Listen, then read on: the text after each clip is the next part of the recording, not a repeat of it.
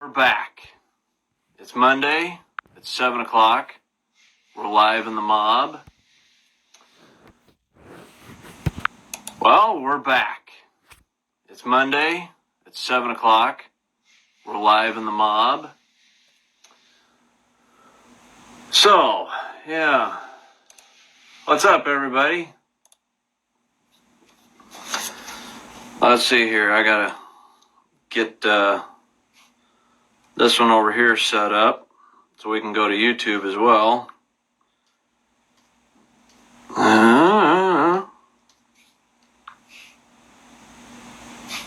Come on. So, yep, we are live. So, yeah.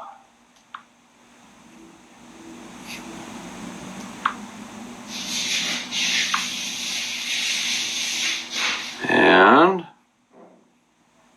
I'm waiting on my YouTube to get live.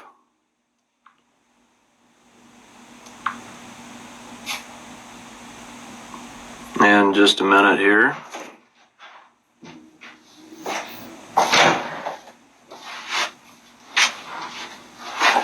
It's taking a minute here.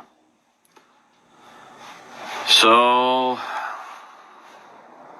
let's see here. Oh, alright. My other form is give me a little issue here.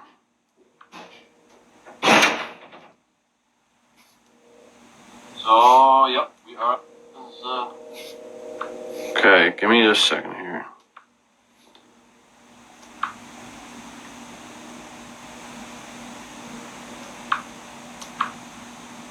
I'm waiting for it to start. It's not starting. Alright. Well, tonight's topic that we are going to talk about auto body primers and fillers and weld through primers, and we got quite a bit we're going to talk about tonight. So, not a Coca-Cola product. So, let's see here. Let's see. Want to know about putting filler over primer, primer on bare metal. Let's see here. Daniel Martin wanted to know about best way to take care of a 30-year-old lacquer paint. We'll get there, guys.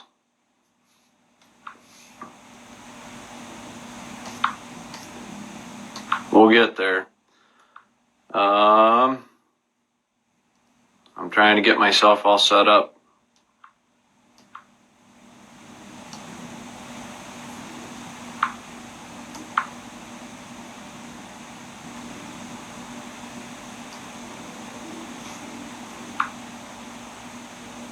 What is going on?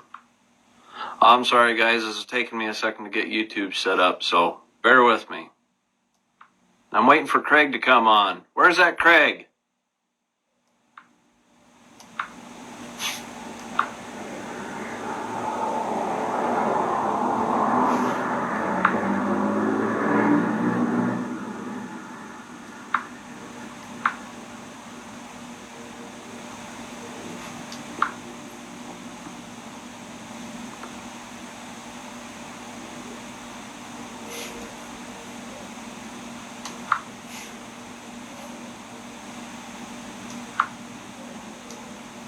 Anyways, sorry guys, it's taking me a second here.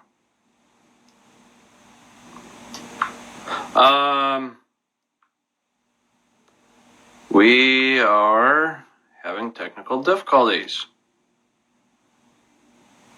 Hey Dave Cat.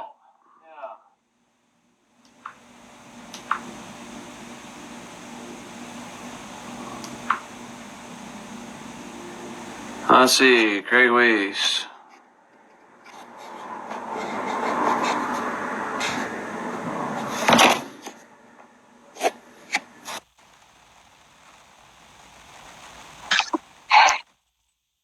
Hey, Craig, how's Craig doing tonight? I'm not going to lie to you. It's been a long day. Up since about 3:30 this morning on my way back from Texas, and it's been a long day, but a blast. I had a good time. Oh, good. I see Mr. Bledsoe is watching. You see that? Well, I'm trying to get my YouTube deal to roll, and it's not wanting to roll yet. So, damn thing. Mark Clevine just said he's getting comfortable taking his pants off. I'm certainly glad we're not live with him. Yeah, I am too. But then again, I can remember there was times where I received a live phone call, and you were in a hot tub. I do that quite often, though. I mean, that's honestly, it's part of my gig, and I haven't been in the hot tub now in over 2.5 weeks because of my tattoo that I got on my back. So tomorrow will be my first day back in the hot tub, and it's going to feel great. Matter of fact, I'll give you a call at 5:30 in the morning. No. I'm good. I'm still asleep at that time. Right. You're right, Terry. I am tired. It's been a long day, and it's well worth the trip, though, bud. Well worth it. We tell you what, we got to the hotel. We were at Joey Truelove's yesterday, and it was a little later in the evening. So, all right, let's call for a hotel. So we called a hotel, the Days Inn of Wyndham or whatever the heck, Wingate, and right by the airport. And they said, "Come on in. We got plenty of rooms." I said, and Eric said, "Do we need a reservation?" The guy says, "No, come on in. We got plenty of rooms." Within 30 minutes of getting to the hotel, they are already booked up. So they're we by the time we found an available hotel room, we weren't in the hotel room till about 12:47, and I was up at 4:00. So it's been a long day. Yeah, you've had a long day. Yep. So either way, well worth it. I'll do it again for anybody. And I wish I could have spent, a whole week down there helping Terry out and hanging out with Joey, and just a good time. Well, that's good. That's good. So and I think that was pretty awesome that you got to go down there and do that with Terry. I'm going to tell you. Well, I was going to do it at the end of the show. I'll tell everybody now. I said, Eric Feckler and I have talked about doing things in the past, and we're not rich people by any means.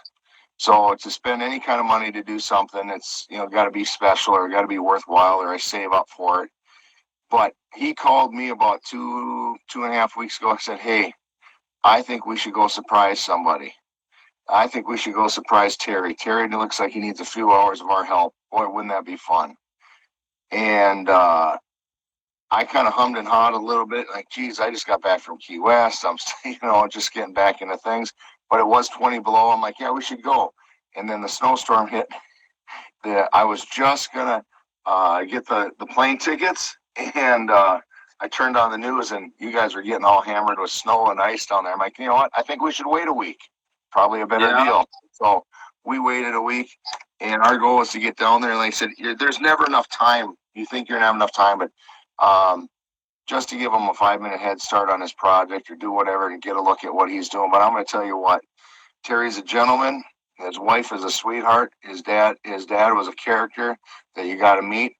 And but Terry's got it going on. I don't care what Terry says, and he'll probably hate me for saying this, but a lot of people, Terry gets on the mob and he says, he's just an old man. He's just trying to do this with limited tools. He doesn't know shit. He doesn't know this and doesn't have that. Limited budget. I ain't got the money for this, but I'm going to tell you, Terry is rich. Terry is a rich man in just getting stuff done. That oomph that it takes to get done. The love the guy's got. Just the smile on his face makes him rich. And that garage that he's got, man, that's twice the shop that I got. He says, I ain't got nothing for tools. He's got twice the tools that I got. And, I mean, don't get me wrong. He's got some work cut out for him on that shell. There ain't no doubt.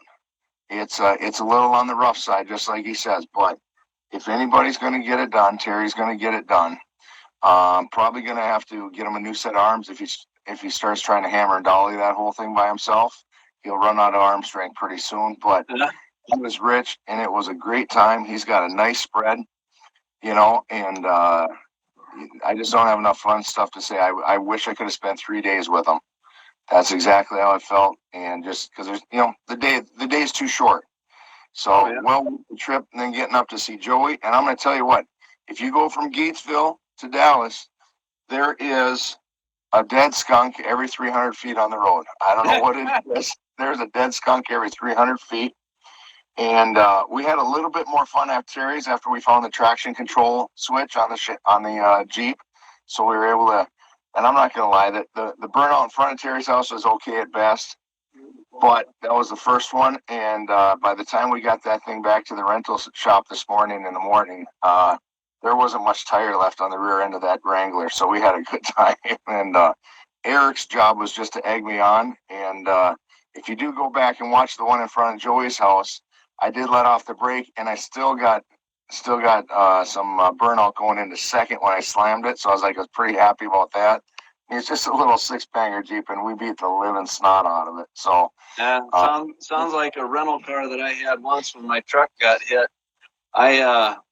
That's when I was playing with the no prep stuff, and I took some of the burnout juice that we pour down, and I went and did a burnout on some old blacktop, and it had some pretty sharp, pretty big white rock in it, and I left a quarter-inch groove in one tire. It was everything we could do to get the thing to do a burnout, but I had a buddy sitting there on the front. We were rocking the front of the car. He was rocking the front of the car, getting it to spin the tires so I could get it going. But we did a burnout. It was smoky, and Joey's commenting, there isn't much rubber on my road. Nah, Joey's right. It was a little bit of rain on the road. We were cheating the system, but there's still, when we first pulled up to his house, we had smoke rolling on the one-wheel wonder because we didn't get both of them to break loose when we first got there. But we had fun. And then that's another thing, even Joey, pure gentleman, went above and beyond what I thought we would do by going around Dallas and showing us the sights and just, some unique things that I wouldn't even have thought to look at. Bonnie and Clyde, places to see where Bonnie and Clyde was, the childhood home of Lee Harvey Oswald, and a lot of unique stuff that I didn't even think about when I went down there to see that. And that's a real kick-ass deal. And then meeting Joey's friends that there isn't I don't think Joey knows a person that has a slow car. So, and all of it goes above my head when it comes to the knowledge of turbos and horsepower and whatnot. But pretty damn cool. Whenever you can walk into a machine shop and the guy's got, 3 Coyote blocks just sitting there ready to be built, $85,000, motor in a Pro Street car. It's pretty damn cool to appreciate all that work. So not bad at all. Had a blast. And Eric and I are already saying we got to do this again. It's about getting out. And I challenge anybody out there in the mob to video, take a picture, get out and just go see somebody. Because if you think about who's around you in the mob, what they got for a car, do they need help on a Saturday lifting something?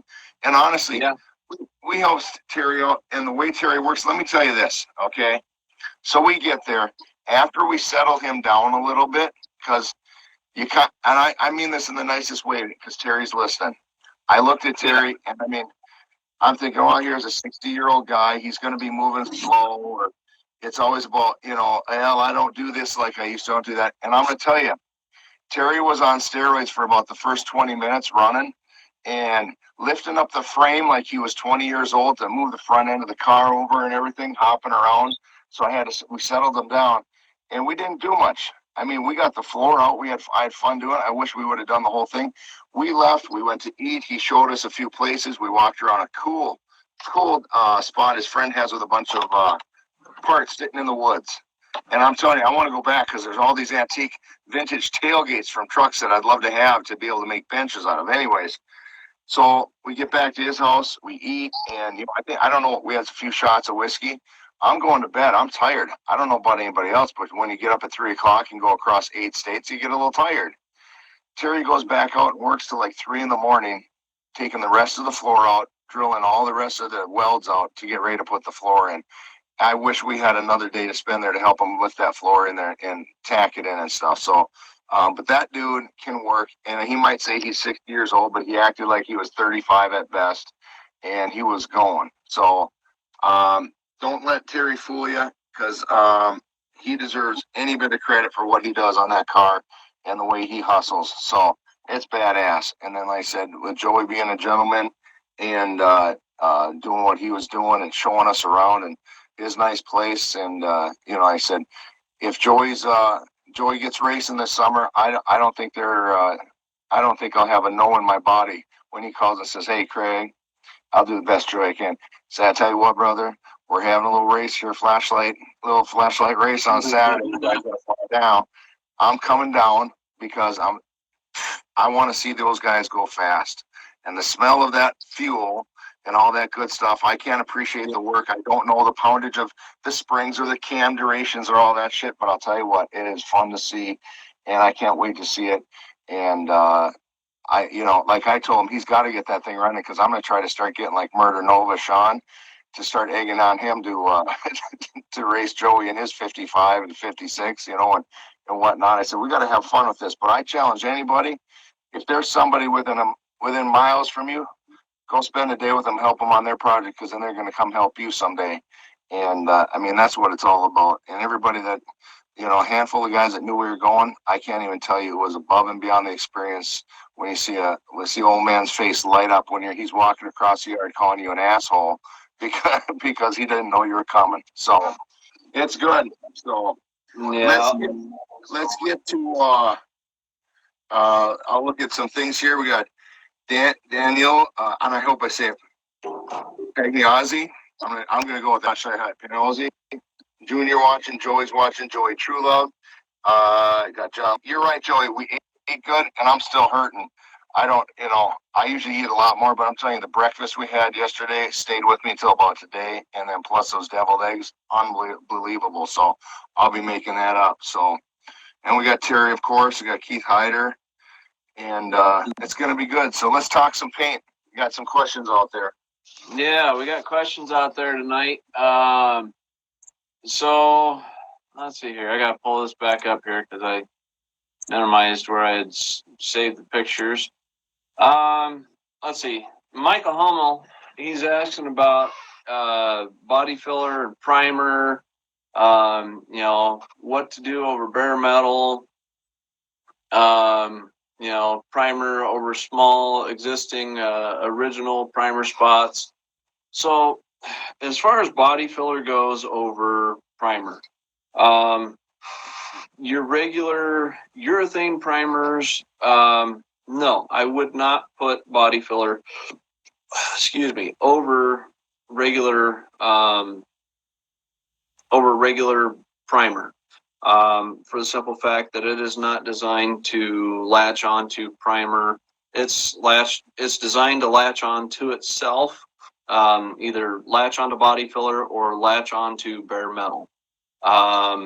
And even at that, your bare metal, you need to have at least 180 grit scratch in it. 220, you're getting a little fine there for it to really latch on and bite in like it should. Now, a primer to start on bare metal. If you've done all of your body work and you got bare metal spots, you want to use a direct metal type primer. There are some Evercoat primers that do have that are meant for direct to metal. One of the Evercoat ones we use, it's a 4-to-1 direct to metal, because it's got an etch in there that it etches into the metal. So it's a polyester primer. Polyester primer used to be called sprayable body filler, just for the simple fact because when you spray that stuff, it's that thick and it does fill.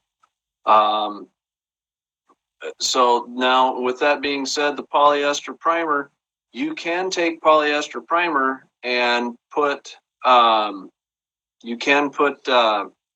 body filler over the polyester primer because that is a like body filler. Body filler, a lot of that is polyester. So you can put body filler over polyester primer for the simple fact that it will work, it will latch in, and it will do what it's supposed to.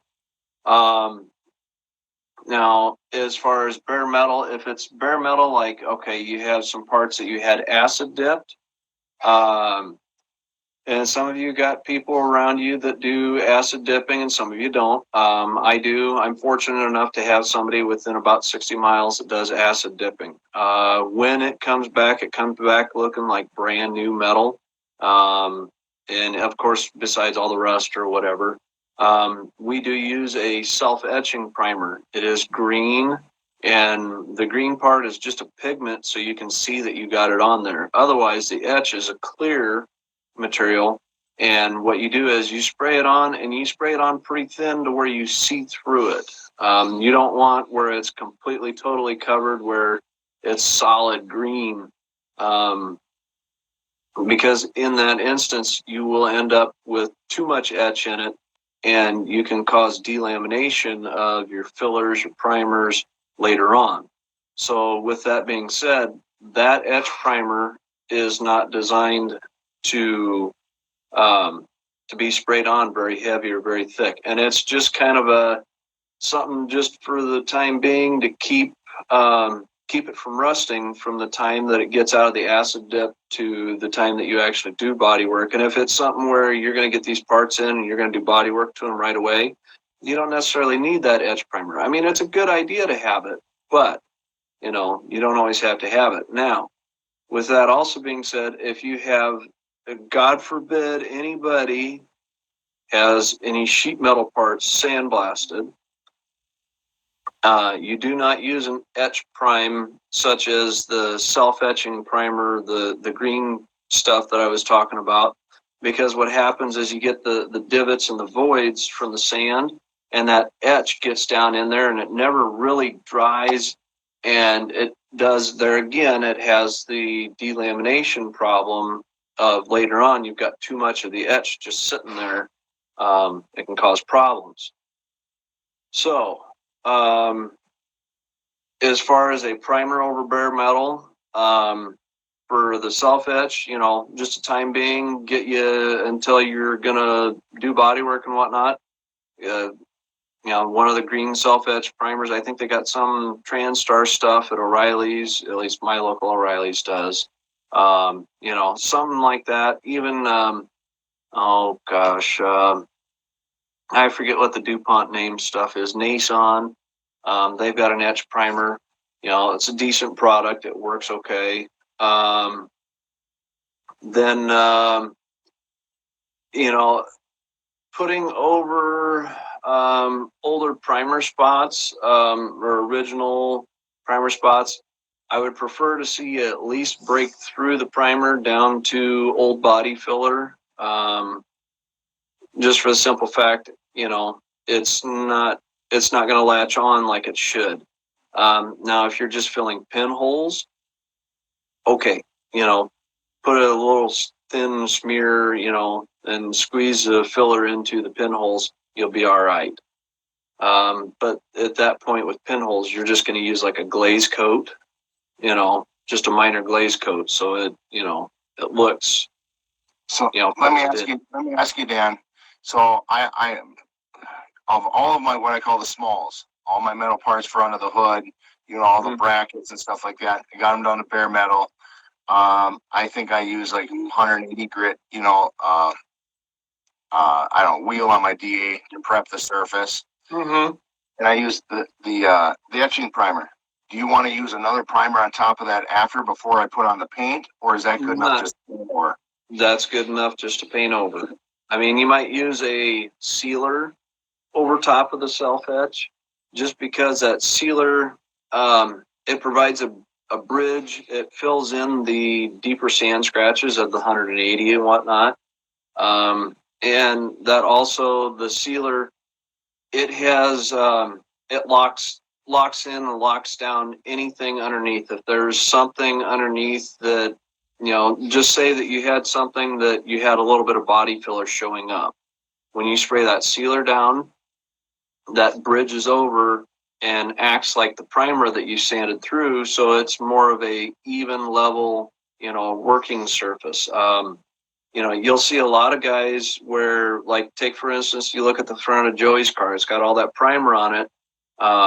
And if that primer is all sanded down with 600 grit and you haven't broken through anywhere, then you can go directly to color. Now, in Joey's case, being that it's a metallic, I would prefer to see a sealer laid down first, just for the simple fact because your metallic and everything will sit and twist and turn and lay funny, and you'll probably see a lot of the sand scratches show up. So, with that being said, if he doesn't have a sealer on there and somebody sprays gold down or whatnot and it lays in funny, you'll see all those sanding marks. So that's why a sealer is, especially if you're laying a metallic down, a sealer will help, like I said, smooth everything out, bridge over it to where it's not seen. Gotcha. Mark Levine has a question.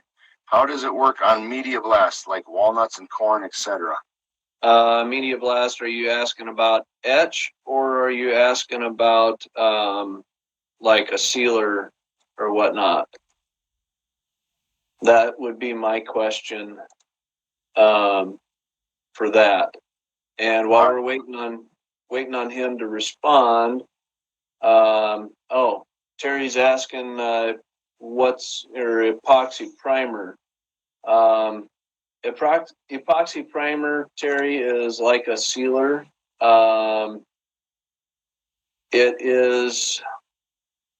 It's a sealer that I says it locks down, it bridges over, and it's got a better bite and better hold into the substrates underneath, whether you've got bare metal or some filler showing or some just primer.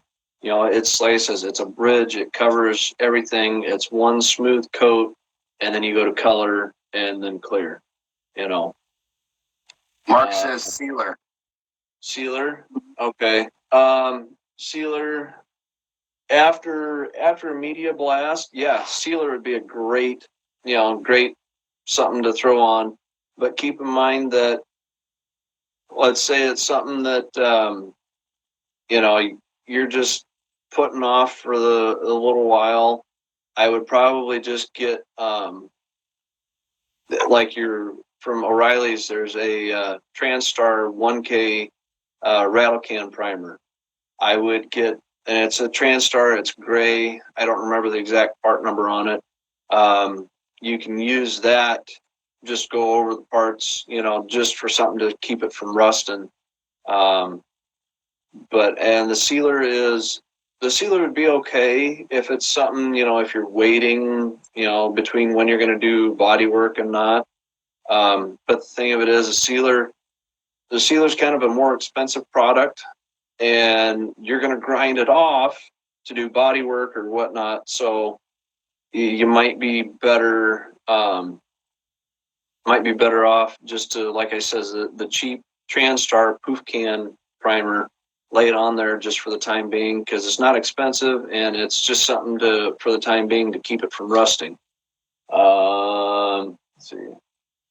Yeah, I see a lot of guys have done epoxy primer. The only problem, David, with that is that you're not getting your body filler to latch into the metal like it's designed to. That's the biggest thing that I've always had an issue with, is having it latch in like it should. And the other thing, epoxy primers, since you kind of work in the body work, you have an understanding of it, David, you know that epoxy primer, it does, but it doesn't dry. It kind of it dries out, but it's kind of gummy. So therefore, when you break through the body filler to the epoxy primer, it'll kind of start gumming up your paper. So that's kind of the drawback of it, but the epoxy sealer does work. Let's see. Similar to sanding sealer. Yeah, Terry, it's similar to sanding a sealer type primer. Yeah, David, some primers are designed for that. I don't know which ones all exactly, but some of them are. So let's see here. Waiting for this to kind of update a little bit here. Similar to sanding sealer type primer, Terry says. Yeah. It's similar. Yeah, I'll use an etch primer over bare spots. Let's see. Terry was asking if it's similar to sanding a sealer type primer. Terry, are you asking about sanding the polyester primer, or what exactly are you asking? Well, and David, the other thing, you said some fillers are made for this, but you got to remember that a lot of us are, a lot of guys are, novice, and they're not exactly going to buy all the stuff that, is designed to work in that necessarily form or fashion. I use Rust-Oleum. Rust-Oleum. Well, hey. But yeah, you can do it, and there's different theories, different methods. There's different schools of thought on all of that. If I can lay an etch primer down, before I do body work, then I will. Sometimes it's just not intuitive, and it's, the area, you got a little bitty spot about this big. And the thing of it is, you don't want to necessarily get the etch primer out on old paint or whatnot, because that etch, it can cause issues, on down the road with adhesion and whatnot. So, yep. Evercoat does make a direct metal polyester primer. Yep, and that's one that we actually use here at the shop. So, bare metal, just down with body filler, and then use red oxide. Yeah, Terry, the days of red oxide are long gone. If you use red oxide on anything, I will come down there personally, throw a rope in your tree, and string you up. Well, I better not say that, because okay, I won't do that, Terry. I already recorded it on screen video. Don't worry. Yeah, well, Terry, I got your back. My screen recording isn't working tonight, so we're not live on YouTube besides here. But red oxide, it causes too much problems. Red oxide is it's still a lacquer-based product. I know some of them say they aren't, but just use, your spot glaze putties that are designed for today's materials. Because it's an old method that just is gone by the wayside. It's not any good anymore. Let's see here. How about a rust repair question for you? All right, what's a rust repair? Okay, say you got rusty metal, you got a nice car, you got rusty. I'm gonna go with something like 2012 Silverado. I know it's not Tri-5 related, but there's many Tri-5s that have a rust spot. Mm-hmm. In fact, Jeff Knutson had a rust spot today on a 57 cowl area, but that's obviously going to take some welding in. So if you grind down the rusty spot, say under weather stripping, really bad weather stripping, and it's all rusted. Wire brush it clean. The metal's okay; it's just rusted. It's paint flaking. Yeah. You get down to the bare metal. Now, I'm going to use a rust dissolving wipe that takes off the surface rust. Make sure it's all clean. I've got automotive paint. I've got bare metal. What do I want to prep that metal with before an etching primer to lock in the old rusty areas that you maybe can't even wire brush? You know what I mean? There's naval jelly, all the old stuff, but is there something better or new to lock it in? I will say this, my 06 Silverado, so the bottom of the doors were starting to, in the pinch weld at the bottom, they were starting to go, down there in the pinch weld. And it was still under warranty at the time. And I had told the guys when they do what they're going to do, the one thing that I want them to do is I wanted to use Por 15. Por 15 is a rust encapsulator. It's supposed to work. I've used it on quite a few different things here at the shop, and I have yet to have an issue with it. Now, what they told me when they did the pinch welds on my truck is they told me that they take and they open up the pinch weld, so instead of it being closed, let's do it a little better. They open it up and peel it back. They said they sandblast in there, and then they put something in there and close it back up. Well, me being the knowledge that I have, I know that that's kind of a big pain in the butt. And so what I told them to do, when they're going to do that, is use that POR 15 and coat it before they close it all back up. Now, as to my knowledge, that's what they did.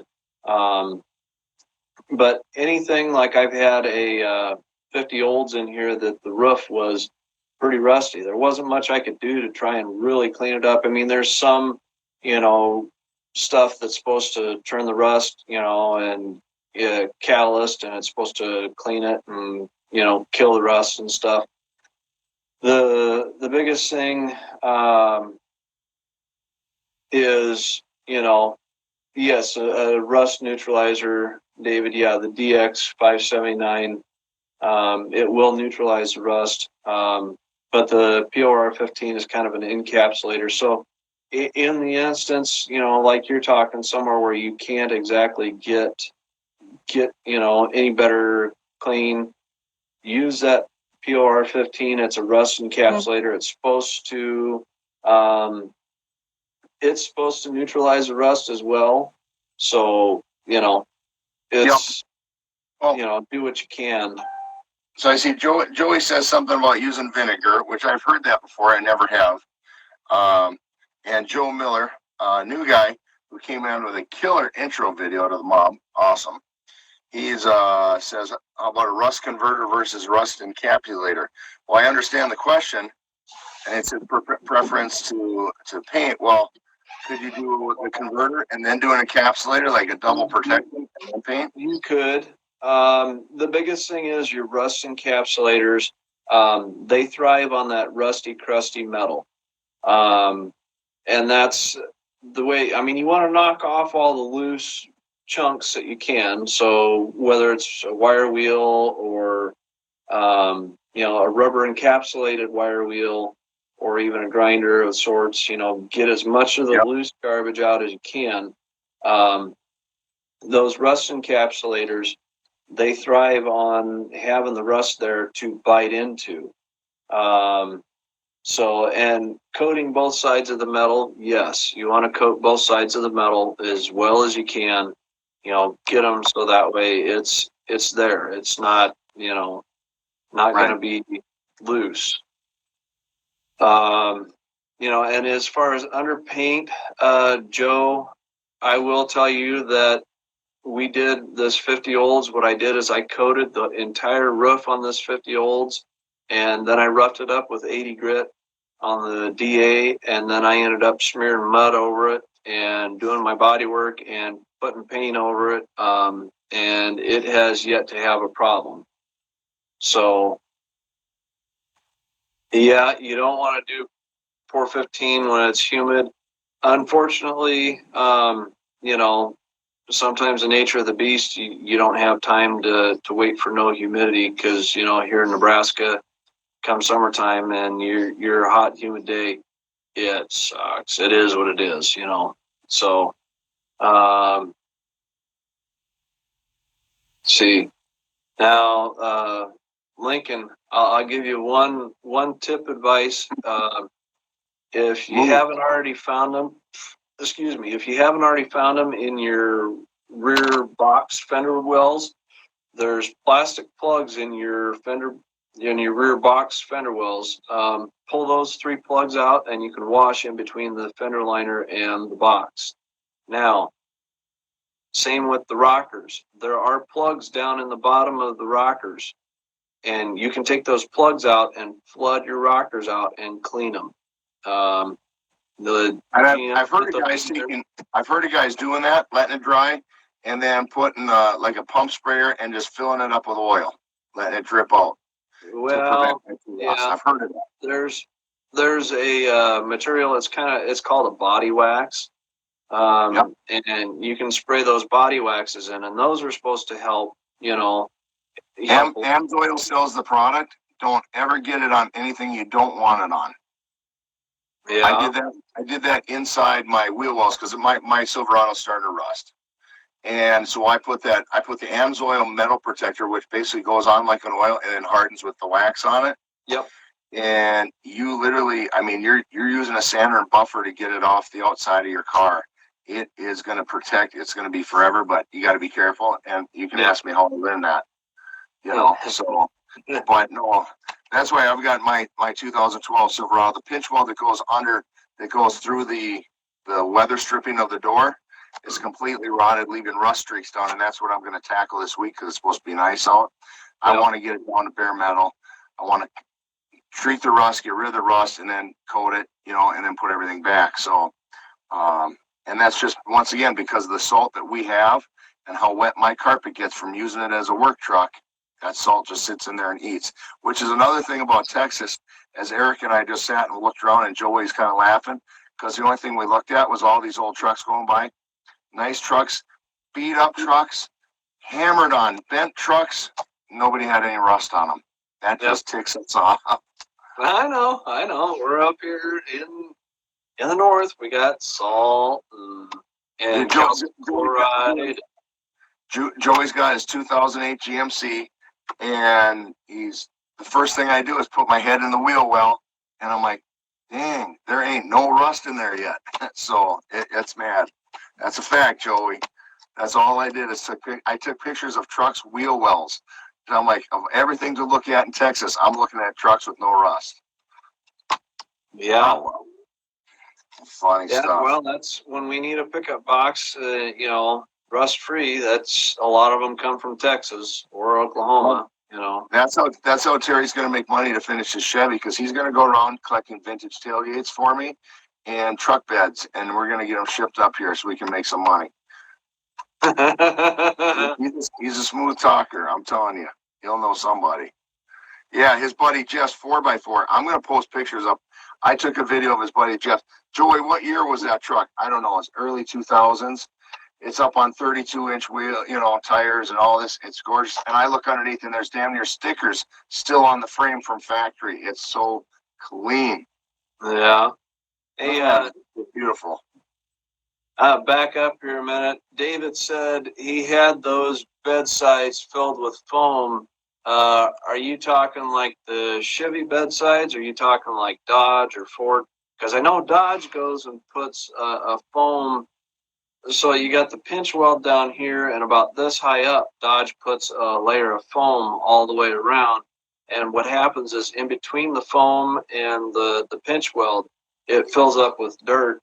And the other thing is that foam holds water and holds, you know, whatever. So the foam, in a way, the foam is a good idea, but in a way, the foam is a bad idea because the foam ends up, the foam holds everything in there and ends up causing more rust and whatnot. So, Cosmoline, no, I don't think necessarily Cosmoline. Joey said the truck was a 2007, and I'm telling you, it's like brand new, not a bubble, not a lick of rust on the frame, and it breaks my heart knowing that I've spent $35,000 on a truck that's 8 years old and it's already on its last leg because I can put my finger through the fender. Oh my God, or the quarter. So yeah, that's crazy. Unfortunately, that happens. So yeah. You know. What other questions we got to work on here for paint for these guys? You know, I'd have to look here. I think we kind of touched on them all. Let me pull up here. Oh, Terry wanted to know about Weld Through Primer. Weld Through Primer, you know, it is good. Weld Through Primer does, depending on what you get and what you use. I use U-Pole, and I think the stuff has got kind of copper and whatnot, and I think it's got an etch in it. You know, I know it's got copper in it because it, you know, when you spray it, it shows up a copper color. You know, I think weld-through primers are a good thing to use.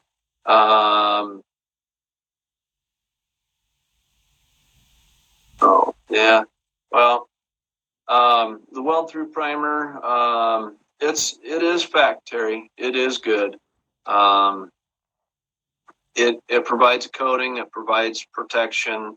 You know, it's there. You know, and I wouldn't, if it wasn't any good, 3M wouldn't have it or sell it. So it is a good. Let's see. You know, David, you know, as far as tip size for guns, yeah, it all kind of depends on different products, you know, what you're spraying. You know, as far as a polyester primer, you want at least a 2.0 tip, if not bigger. But, you know, your paints, you know, Terry, you wanted to know the name of it. It's U-Pole, U-P-O-L, I believe. It's kind of in a green colored can. But David, as far as tip size for guns, you know, there's all sorts of different tip sizes to use. Between, you know, from your touch-up gun that's 0.5, 0.6, 0.7, you know, to your regular paint gun that's, you know, usually between 1.2, 1.3, 1.4. You know, and like I says, primer, you want like a 2.0 tip. Yep, David Bacon just put it in there for you, Terry. U-P-O-L. That's the one that I use. I don't know what Terry is asking, or what Joey's asking is our favorite and why, and what is worst.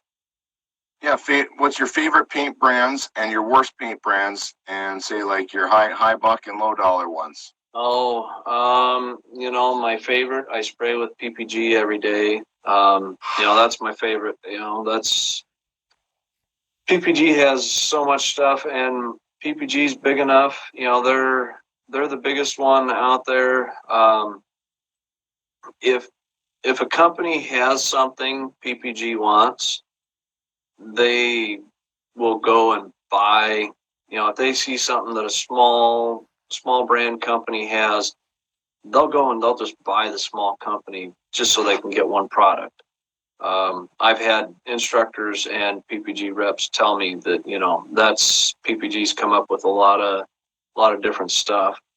You know, and low end, to be honest, personally, to give you an idea about DuPont, what my thoughts are on DuPont, they have a water-based paint. Now, most of us already know that a water-based paint, you don't put it in a metal can.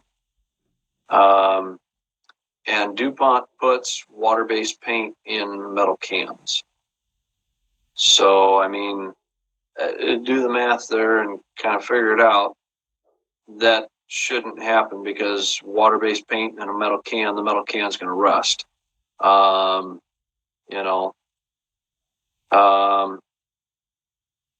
so that it, goes to my thoughts as to their, what they say they have, what they don't have, and their quality. Yeah, our shop was a Spies shop before, our south building was a Spies shop before we bought it. We never used Spies.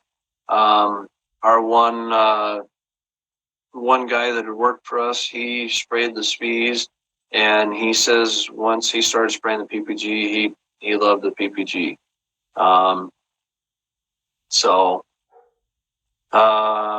And Mark Levine, PPG. There you go. Pittsburgh Plate Glass. Yep, that's the name of it, and that's what it was. It's just been that way always. Let's see here. Yeah, House of Paint. I had somebody use that stuff, and that was a big mistake on his part. He's got orange peel like no other, and he's probably going to sand the thing down with 600 before he even starts with 1200. That's that bad. That bad. See, David Bacon said, "Whatever you do, don't use house paint." Oh, I would beg to differ, because Jay Brooks, friend of Brian Machado out in Massachusetts, went to the Nationals with what could be viewed as some of the ugliest four-door 56 to be on the road. I don't know if there's no less than 12 different colors on that car, but the largest part of the car is painted brown with, basically a house paint, and I don't remember the brand, but it was rollered on over paint flakes and everything. Benefits: you do not have to worry about where you park. You don't have to worry about leaving it out in the sun. You don't have to worry about waxing it.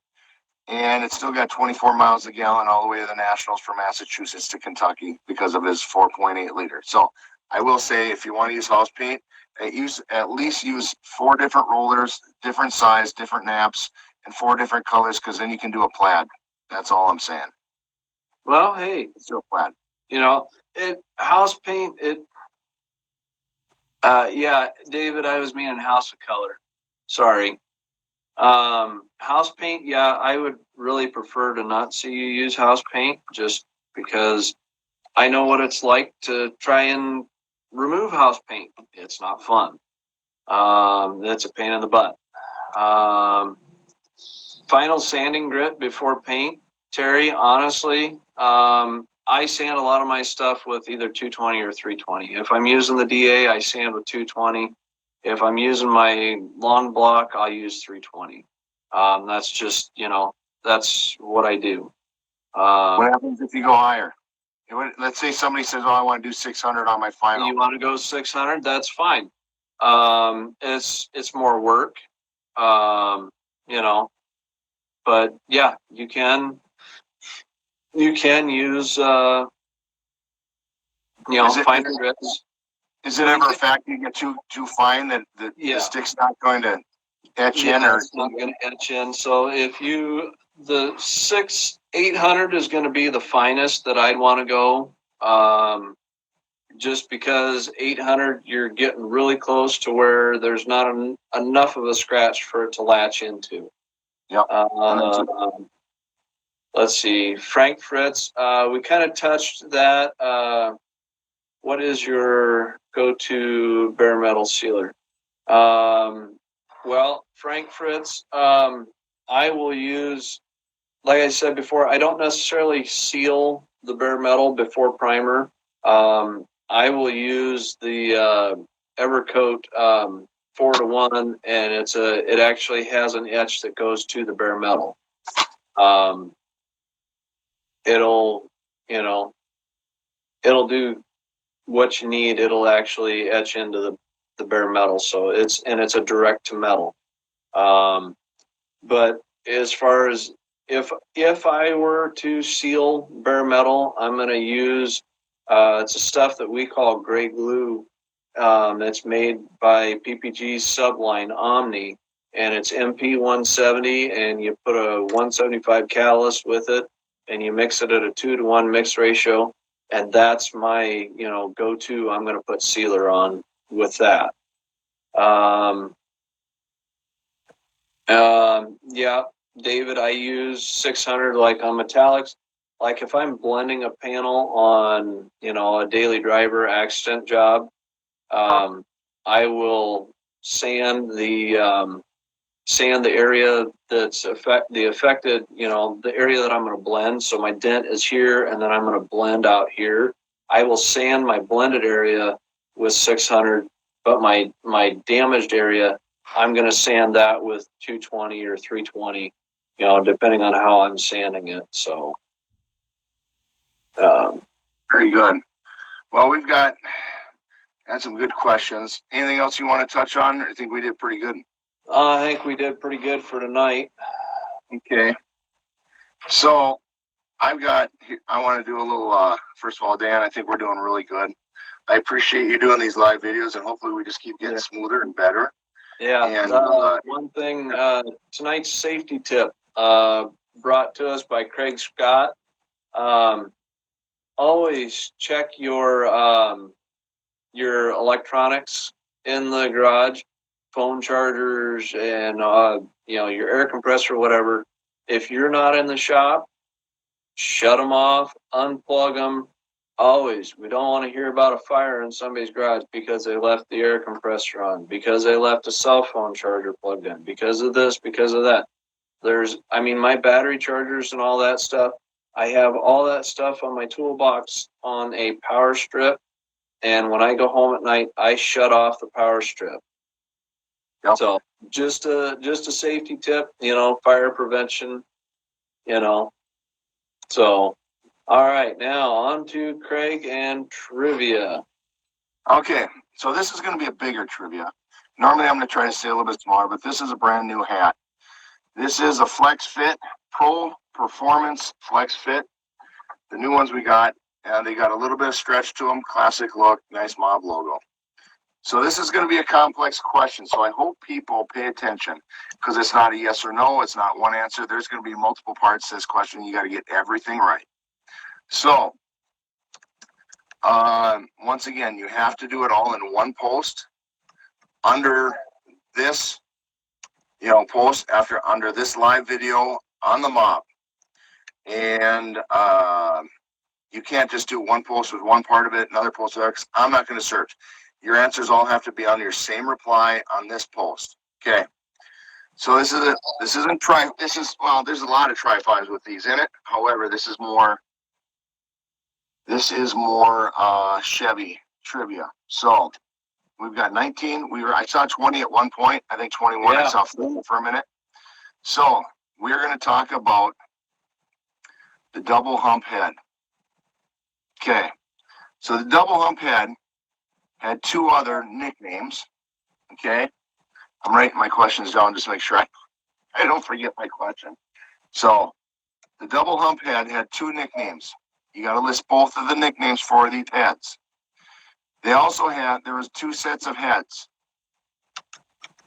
So each set of head had different intake and exhaust valve size. So I want both nicknames, both sets of head sizes or valve sizes. And what year did Chevy start using the double hump head? So you've got year, 2 nicknames, and list the 2 sizes of valves. Go. You guys have a good evening. I'm out of here. I'll check later to see who's the first one to win this beautiful gray hat. You guys have a good job. Dan. Night. I can never shut this damn thing off. Yeah, that's all right, Craig. I shut you off easily. I hit the X.